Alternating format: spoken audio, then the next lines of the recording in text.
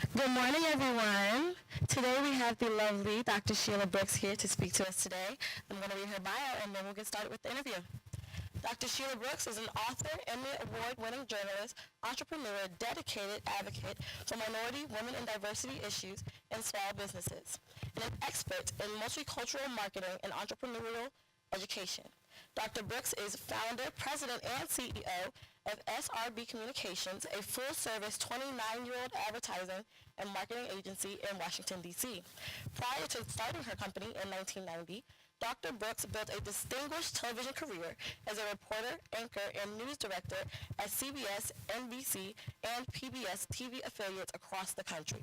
Dr. Brooks has been honored with numerous awards in the fields of communication and entrepreneurship.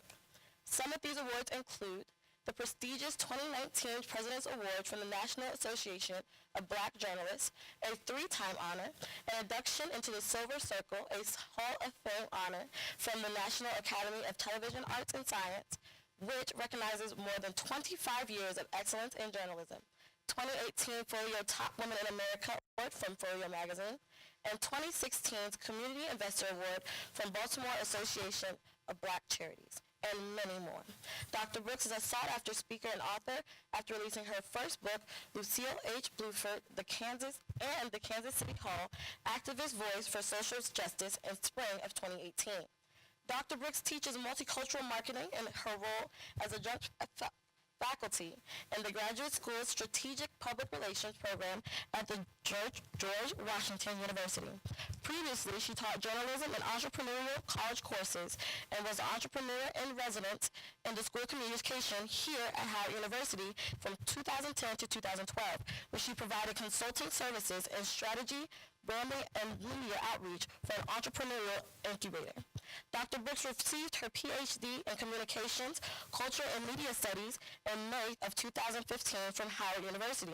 She has a Master's of Arts degree in Political Science from Howard University and a Bachelor of Arts degree in Communications from the University of Washington in Seattle.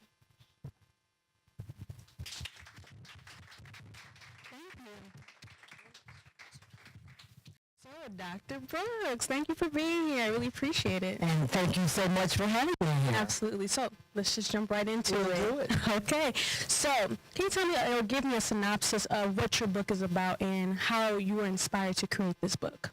Well, the book is about Lucille H. Bluford, who was a journalist for 70 years. She worked at the same newspaper for that amount of time. She was a pioneering journalist, an activist for civil rights as well as women's rights. And she led the trail. I mean, she was really a trailblazer in leading the effort to eradicate injustices, not only in the state of Missouri, but throughout the country as it related to civil rights and women's rights. And the book is based on her writings, particularly her news stories and commentaries over a 15-year period. From 1968, the height of the civil rights movement, to 1983, which was, the second phase of the feminism movement. So it's a 15-year period, and over that 15 years, I analyzed 358 of her news stories and commentaries as they related to jobs and reproductive rights and some other issues like protest and solidarity, of all the issues that were going on during that time frame. Nice. So, Miss Lucille Bluford, how is she an inspiration to you, and how does she reflect what you think is good social activism? Let me digress for just a minute. I wrote the book because it was based on my dissertation here at Howard University. That was the other question you asked. And out of that emerged the book. And I think it reflects on myself as a media owner, as well as her accomplishments over all those years, that she first was a reporter, a managing editor, and then she went on to be the editor of the newspaper, and finally she purchased the newspaper. And I think for me, it shows an African American woman who was not only a journalist, but who was a media owner of a weekly black newspaper, and she used the power of the press to tell her story. And that's what so many of us, and so many of you, as young journalists, need to be looking at in this whole new world of journalism, because there's so many opportunities to work for non-mainstream press. There's times where you can do digital news and blogs, as well as other stories that you might want to freelance and write. And it showed her inspiration that she could be involved in those kinds of issues and efforts during that time. Absolutely. It's very important for us as well to get to know stories like that and just kind of use it as inspiration. So you also taught here at Howard, correct? I did indeed. 2 different times. 2 different times. Tell me about the 2 different times. You mentioned the earlier time in 2010 through 12. I taught an entrepreneur course here at Howard University. I'm sure many of you know about the CERC program. And I was the founding leader of the CERC program, the founding executive of that program. And it's communications and entrepreneurship. And the then dean of the school shared that she wanted to ensure that so many of you young people not only look at journalism as a career path, but there could be the entrepreneurship in journalism as a career path. So we launched the incubator, and I taught the entrepreneur course during that period of time to get it all started. But way back in the 90s, not too far back, I was also on faculty here and worked with News Vision. And created the putting that News Vision on the air here at the first time around at WHUT.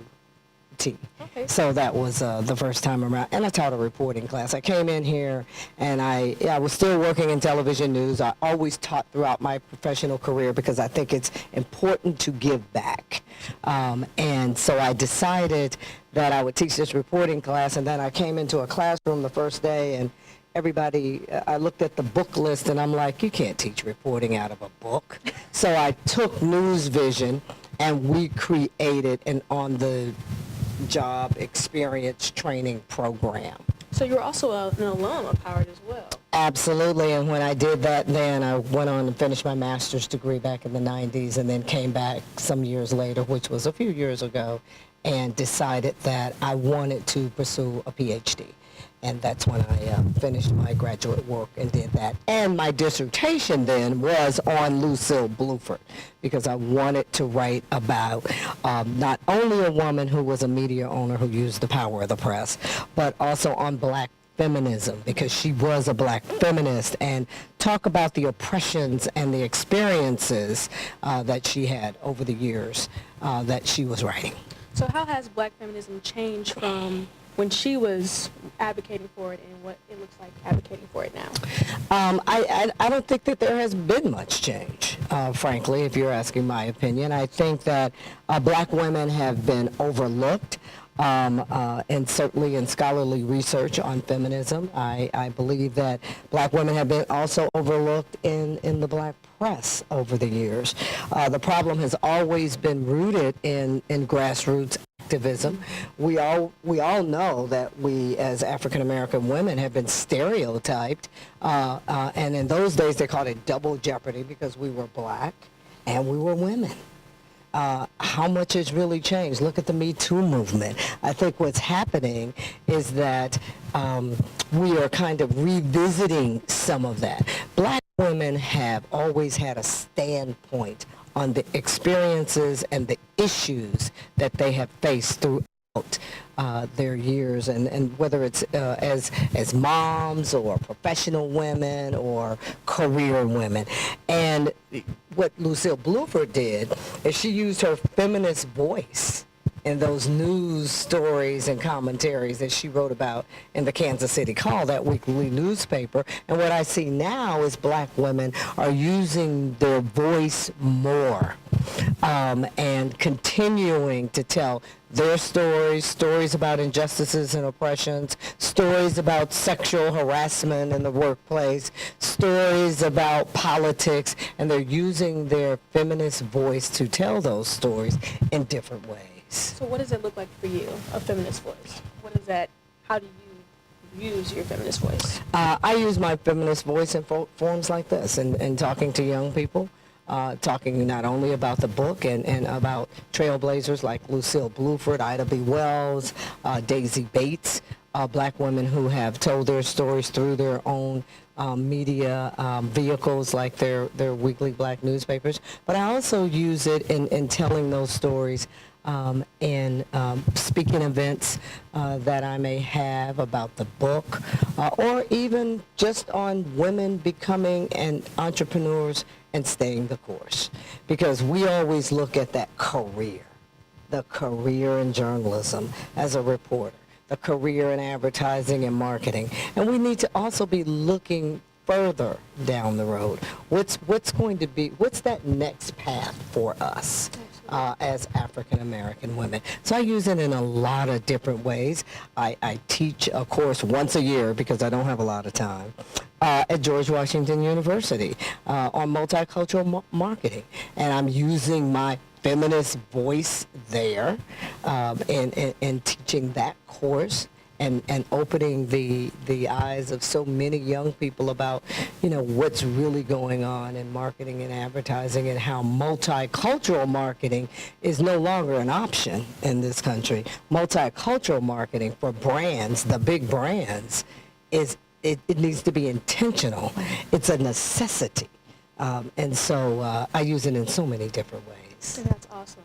I commend you for that one. Thank you. Going back to your education really quickly, so you were at University of Washington? I did. I started at the University of Columbia College and the University of Missouri in Columbia, Missouri. Okay. I did something that so many of us young people, we all can look back and say we did something stupid. Yeah. And I decided to get married at a very young age, and that didn't work, not that time, but that took me from the state of Missouri to the state of Washington. Okay. And I had my senior year to complete, and what I did is I asked the admissions there, oh my goodness, I'm going to transfer, will I lose credits? And they said, no, you're coming from the University of Missouri and Columbia College, some of the best journalism schools in the country. So I didn't lose any credit. So I transferred my senior year, and I finished up there, and I started my broadcast career in Seattle, Washington as a reporter. Nice. So what did you, like your comparison to attending a predominantly white institute and also attending in a historically black college, what did you gain from those types of settings? I can say that attending a majority white institution was certainly a very much of a learning experience for me, because I was also, like Lucille Bluford, born and raised in Kansas City, Missouri. And in those days during the 1960s, I grew up during the 1960s civil rights movement. So many of the stories that she told, I experienced during that time. And I can say that it was eye-opening for me, because Seattle, Washington, for those of you who don't know, has a very, very low population of African Americans. And I grew up in a predominantly African American city and environment. So it was adapting to experience of learning how to be an African American woman in an environment like that, competing in an industry that was very competitive in those days. I mean, we're talking about 3 networks compared to the proliferation of news that we have today. And then when I decided to go back and finish a master's and a PhD, it was just really important for me that I needed to look at an African American institution. I wanted to be around people who looked like me. I wanted to learn more about history about African Americans, and you do that at an institution like a Howard University. Absolutely. So speaking of the talking about National Association of Black Journalists, you have received some awards from them. I have indeed. So how important is it for journalists like us to be a part of NABJ? Oh, good question, good question. It is very important for you to be a part of the National Association of Black Journalists.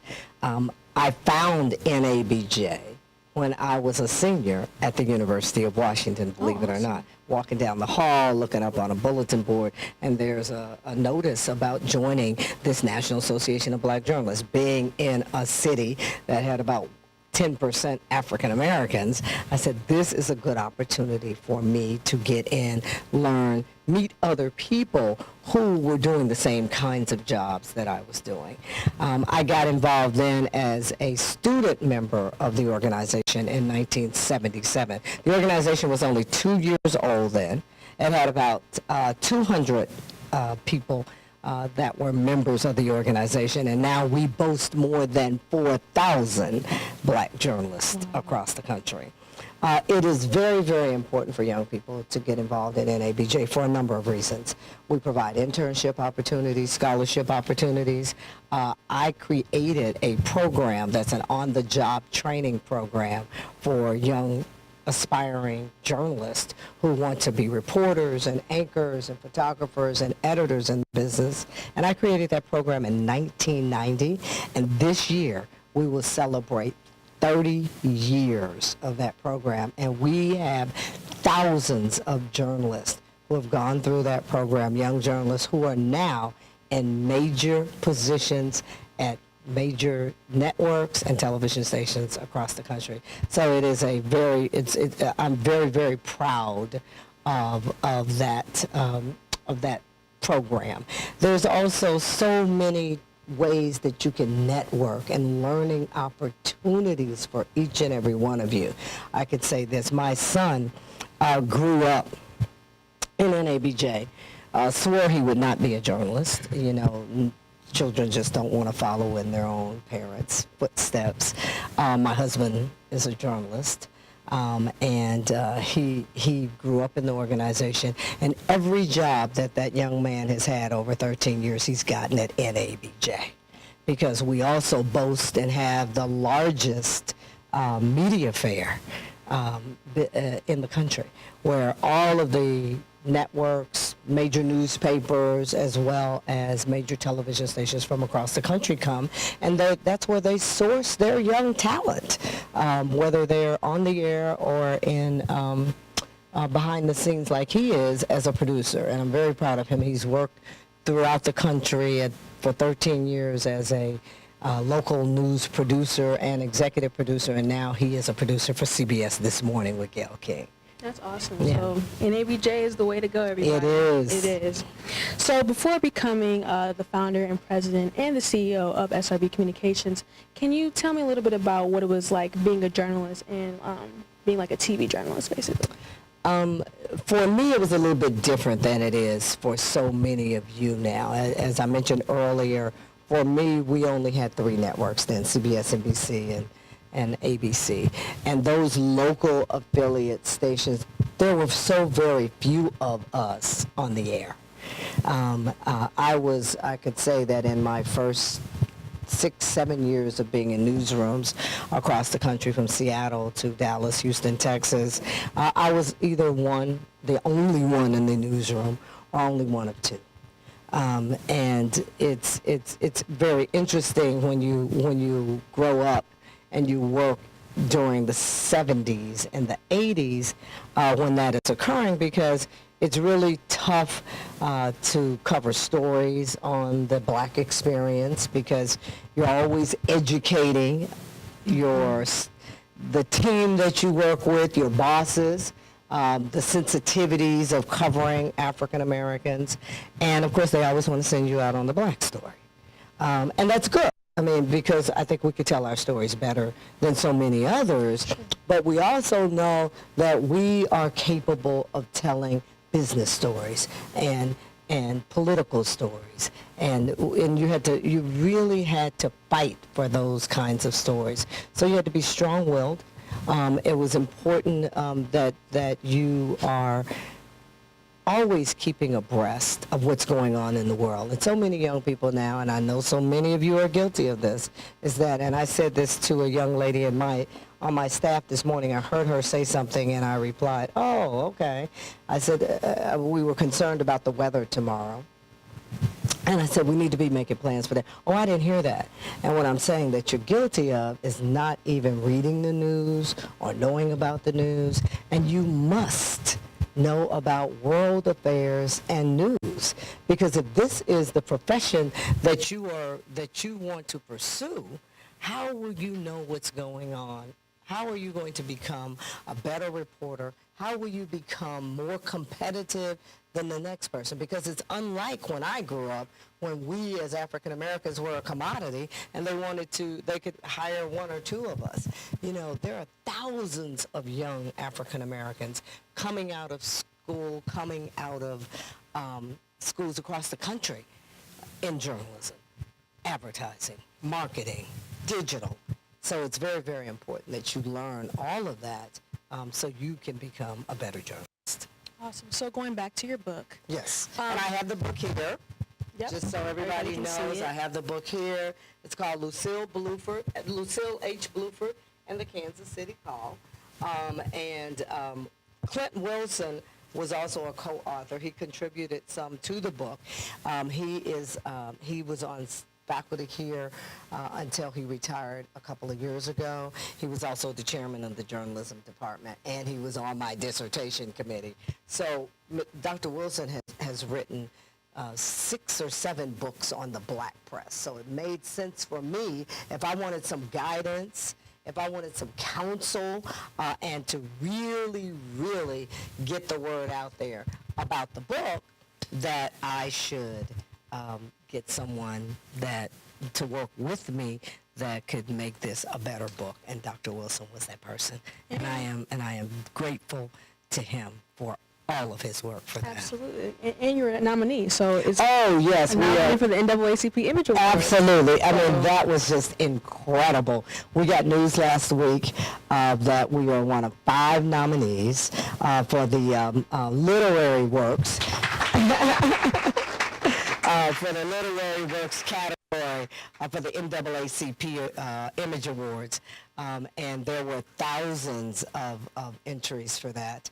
And we will be in Los Angeles on March 28th. March 29th, the pre-award show will be for the book category. And then on Saturday, March 29th, is the actual award ceremony. So we are very, very, very delighted about that, because here's how we look at it.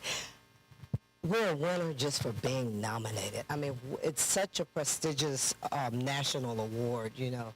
We all know that we call the NAACP Image Awards the Black Oscars, and all of Hollywood would be there. So just to be there and to walk on that red carpet is going to be fantastic. Win or lose, we're a winner. Right, and congratulations to you. Thank you so much. Look out for Thank that. you so much. And I do have, I also have for you a copy of the press kit that we have for the book.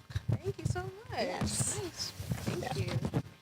So, how has serving, you also served on a lot of boards as well. Yes. So how has serving for different boards that are directed towards like women and just politics in general, African Americans, in journalism as well, shaped the way that you show advocacy? It's really important in all of our careers to be advocates for something. And I think all of you know that. And for me, it has been advocacy for young aspiring journalists, as well as advocacy for minority and women business owners. That's so very important to me. Here's what I believe. The more you give back, the more you get back. Mm-hmm. And I always get my blessings because I am constantly giving. And that's, you know, and just like I say, it's different for everyone. But for me, I have always looked at my service as part of my life, my legacy, and my career. It's just very important. So I serve on boards, journalism boards. Currently I serve as the chair of the Board of Visitors for Morgan State University's Global School of Journalism and Communications, where I'm working with young people, of course, and I'm helping to grow their scholarship programs, their internship programs, so that so young people can be able to get that experience that they need. And then there's also those local boards that, that you really need to serve on. For us, it's certainly, and for me in particular, those minority and women, those boards that help grow minority and women-owned businesses, because we have our own set of struggles. We have our own obstacles, and it's important that we're out there networking, giving back, because that's how people learn and know about you. And I always tell people that it's when we were coming up in the business of journalism, we were always told that it's about who you know. You have to know somebody if you're going to make it in this business. I tell people, and young people in particular now, it's not about who you know. It's about who knows you. Mm-hmm. So if anybody's going to know you, you have to be out there. You have to give yourself. You have to make sure you make the time. You have to go the extra mile, because if you don't, you're going to be left behind, because there's so many young people out there who want to do what you do. Absolutely. Thank you so much. Now, lastly, before we get to the questions in the audience. Okay. So you just started creating your first book. So you've done quite a lot with that. But what can we expect from you in the future? Are you going to be writing more books, or what are you going to be doing? Good question. I look at my business. I look at the writing and the book. I look at my family. I love my family. I have my niece in the audience today. She's a freshman here at Howard University from Los Angeles, and she has just transferred to the School of C. So I'm really proud of her. Yes, you can give her a little hand, because we're really happy that she's here. And for me, family, my spirituality, my business, my employees are first in my life. Because what I've learned is when you go to work every day, you have to have a work family, because you see them more than you see your own family. So I make sure that I want to see them grow. I want to see them, get the experience they need in my company, so that they are able to move on to other companies. And I'm really blessed to have some of the best talent in this region working for me, and certainly in some cases in this country. So for me, for the future, I'm always working on my exit strategy for business. Mm-hmm. That doesn't mean I'm going to retire. That doesn't mean that I'm going to just sell the business outright.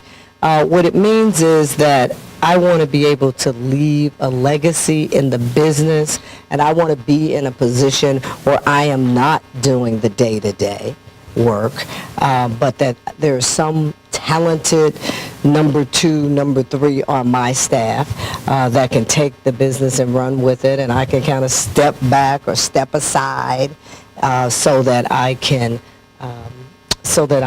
rest a little bit and just advise and counsel. I could play more golf. I can get to Florida more often. I can see my family more often.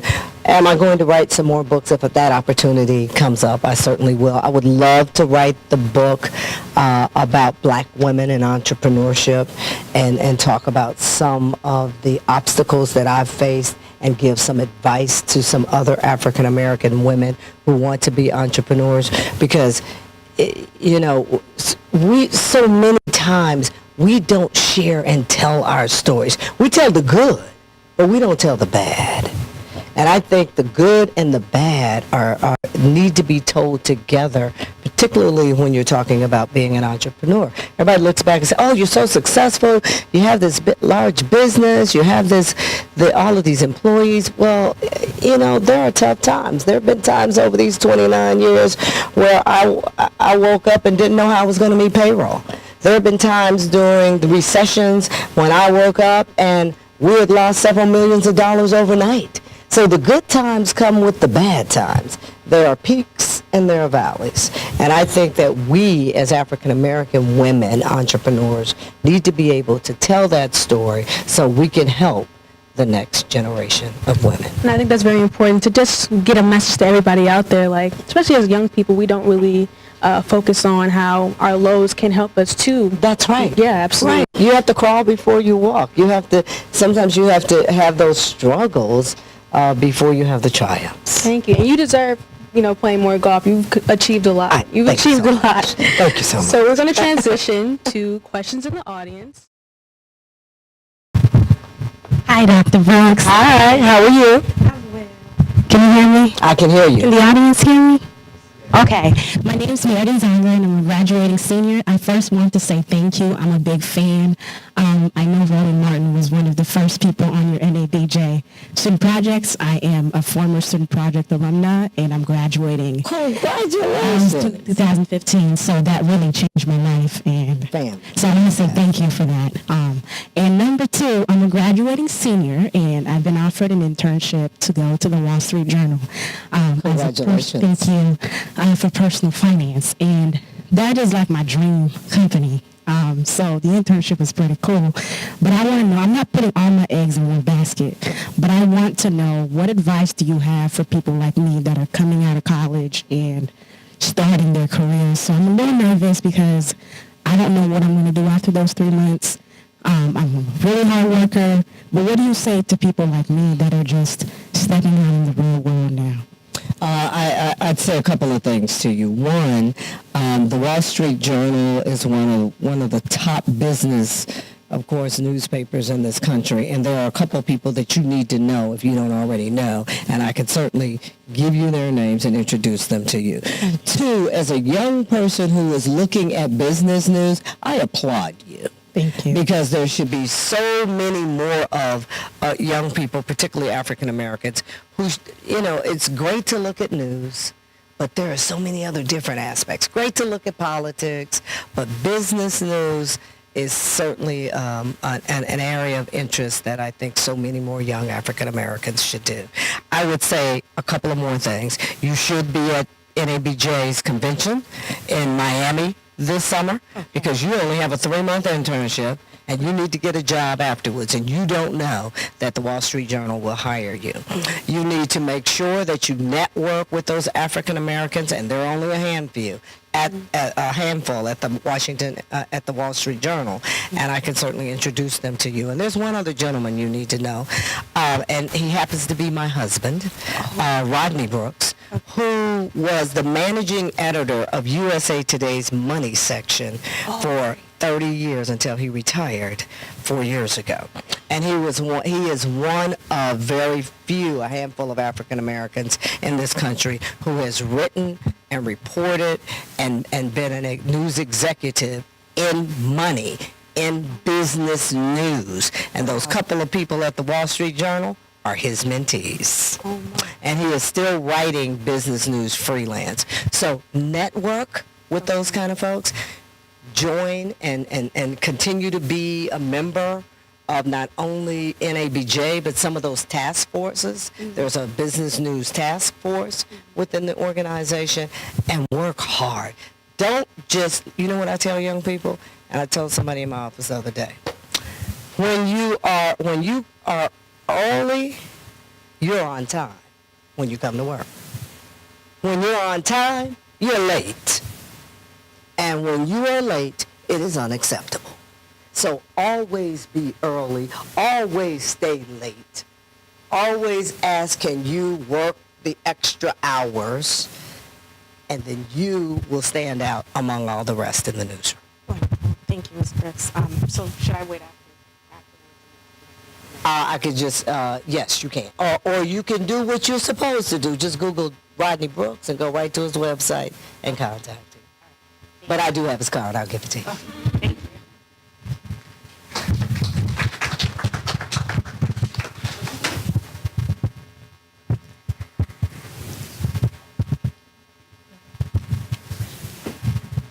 Hello. Hi.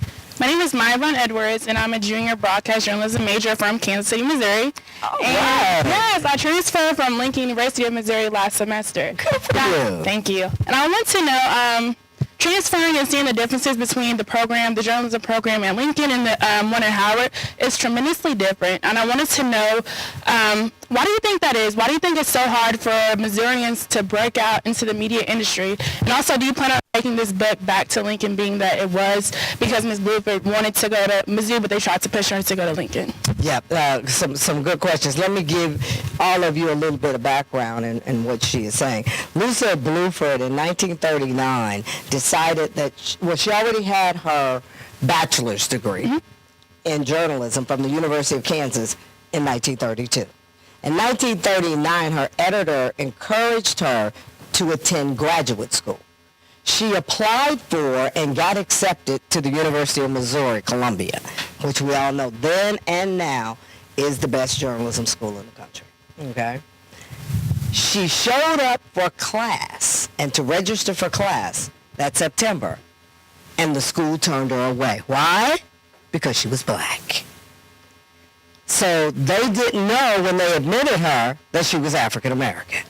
She gets there to go to school and registers for class. They said, no, you can't register and you can't come to school here. So because she was an activist, because she worked for the Kansas City Call, and because she had relationships with the NAACP, where she was a lifetime member, she sat in on demonstrations and protests, because you can do that in the black press because it's a press of advocacy, unlike the mainstream media. She filed 11 lawsuits over a 3-year period against the University of Missouri's graduate school and won. And you know what Mizzou did? They shut down the graduate school of journalism because they didn't want a black person attending. 50 years later, they had to give her an honorary doctorate. 55 years later, they gave her one of the highest journalism medals in this country, the Missouri Medal of Journalism. So she was truly a trailblazer. And since then, in the last year and a half, the state legislature of Missouri has named Lucille Bluford Day, July 1st, as a state holiday.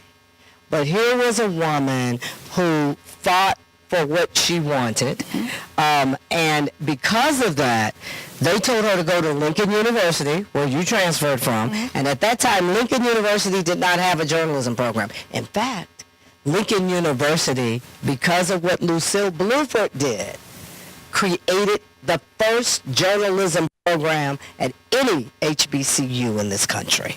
That's where it started. The differences between journalism programs in this country, you have so many of them that are just departments and not schools, like Howard University is. In a town like a small town like where Lincoln University is located, you might not have you have the good professors, the best professors, talented, smart people, but you might not have people like Dr. Brown, who has been world traveled, who comes from so many other schools. So what you have to do is because you know other people that are back there that aren't getting the experience now that you are getting. And you connect with them, and somehow you got to get that message taken back there. You have to let them know. You have to make sure that they know about organizations like NABJ, that they know what's going on at the Howard Universities or the Morgan States of the world. The only way we know about our history is that we tell our history, that we share what's going on. And that's what we did with Lucille Bluford. And I think that you have to now become the mentor to some of those young friends that you still have back there at Lincoln University, so that they can gain the experience that you have. And I might also add, everybody knows who the first black astronaut in space was?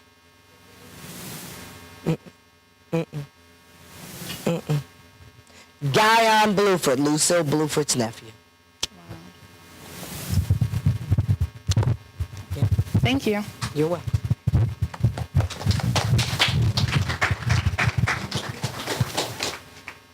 Other questions? Well, you guys have been a great audience.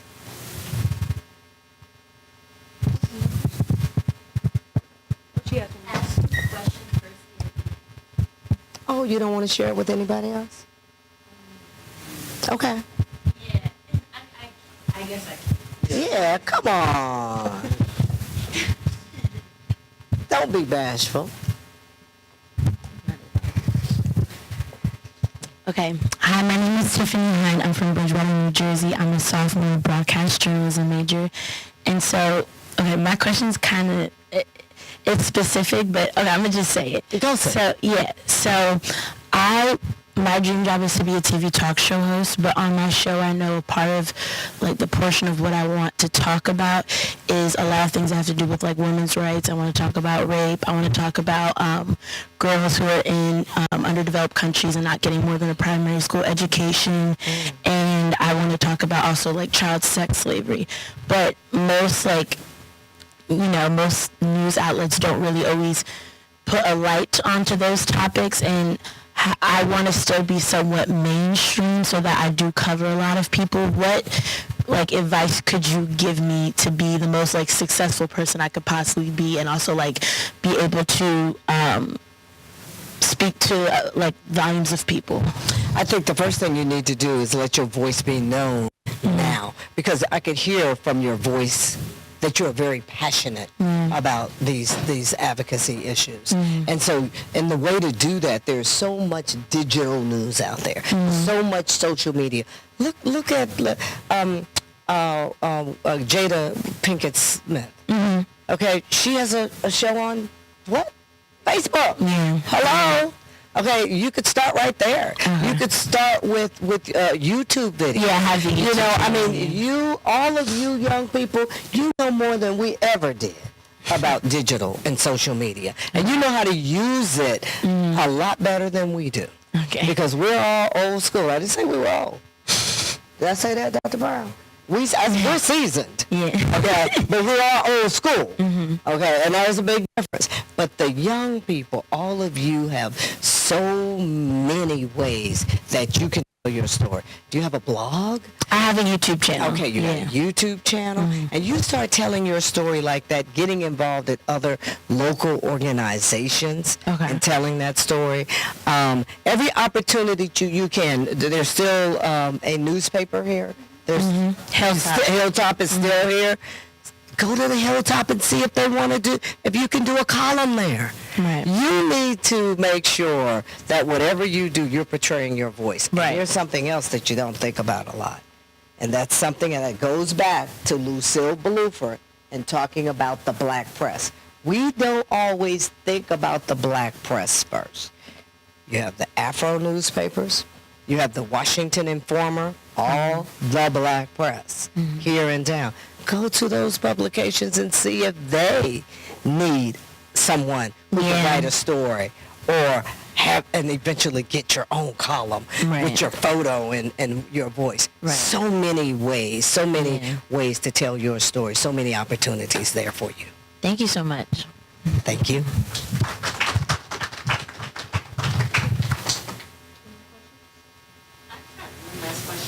Okay. You got to come right on up here with these folks, like these folks did. They want it all on tape. Come on. You can come right behind her. Thanks. And you will be the last question.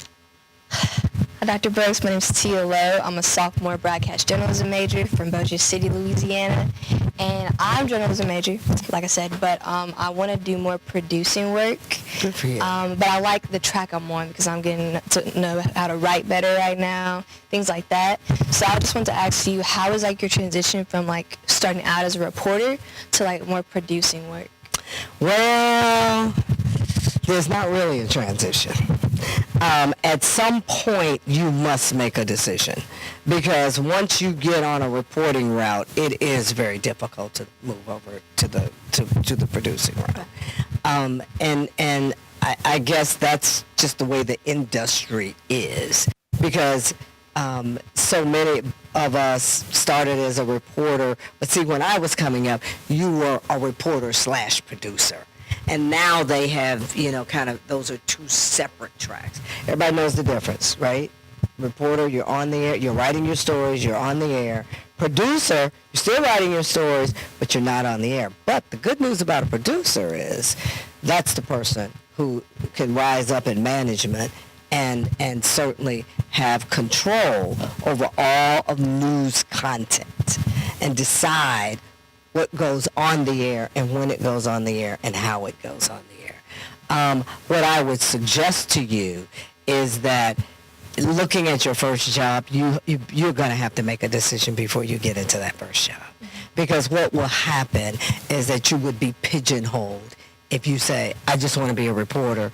It's going to be harder for you to make a transition over to producer and vice versa. But that should not stop you while you're in school from getting as much experience as you can as a reporter and sharpening your writing skills. Get involved with News Vision. So you can do both, and then do as much as you can now. You're a sophomore. Look at you. Do as much as you can now so you are able to make that decision on which track to go. Right. But they don't make it easy. I'm just going to be honest. They don't make it easy for those who look like you and me to make that kind of a transition in the industry. Yes, ma'am. Thank you. You're welcome. And this young lady has the last word. I wanted to know, being in You the got to tell us industry. your name, Okay, let me the repeat. year. Okay. So my name is Meredith Zonger, and I'm a senior print journalism major and international relations minor from Seattle, Washington. Oh, good for you. And I wanted to One of the know. very few in Seattle. Yes.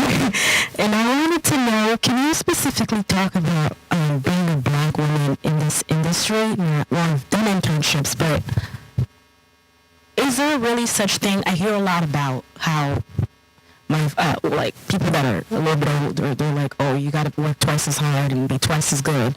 Does that notion still ring true today? And two, how did you personally overcome, or if you had any challenges being a black woman in the newsroom?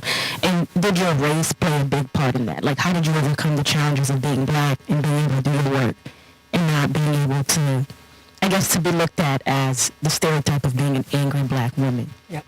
No, and you know what? Very, very good questions. Yes, you have to be twice as good, and you have to be twice as hard. Hardworking, and that's in any industry.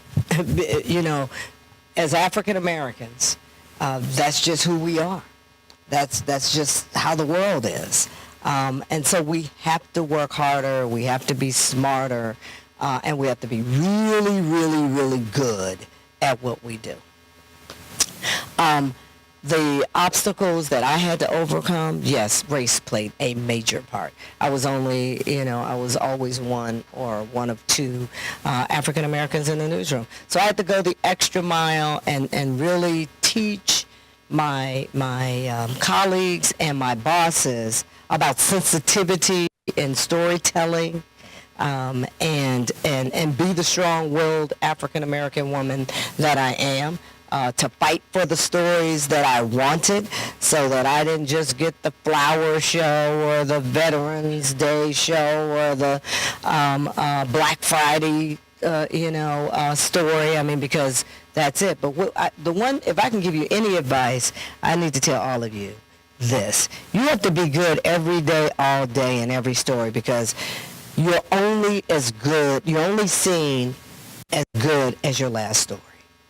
Nobody in the newsroom is going to come up and pat you on the back every day. Good story, great story. You have to be out front and be better than your counterpart. And that's what I always did. I never made friends in a newsroom, because everybody around you is competing.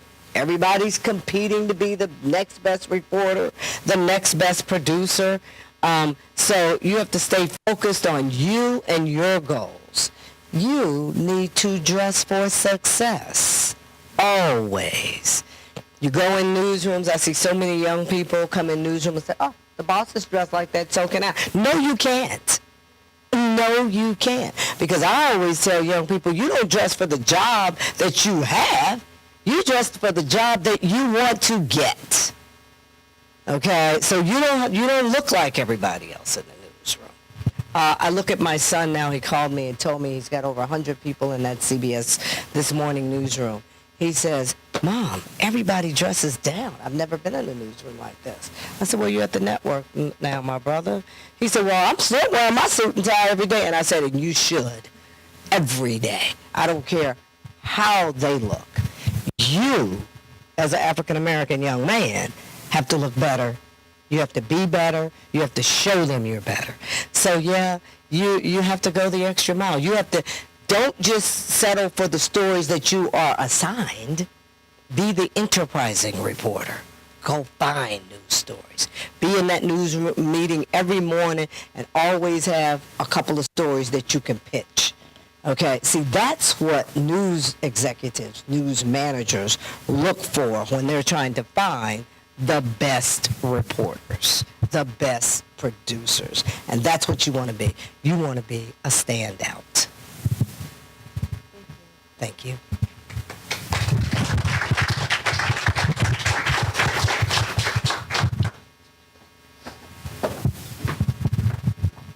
Well, Dr. Brooks, it was a pleasure having you here. Thank you. It was a Had pleasure so much being insight, here. so much insight, so much good advice that we can take for sure and Absolutely. really internalize. I appreciate it. Thank you. Not a problem. Thank you, Savannah. And thank all of you.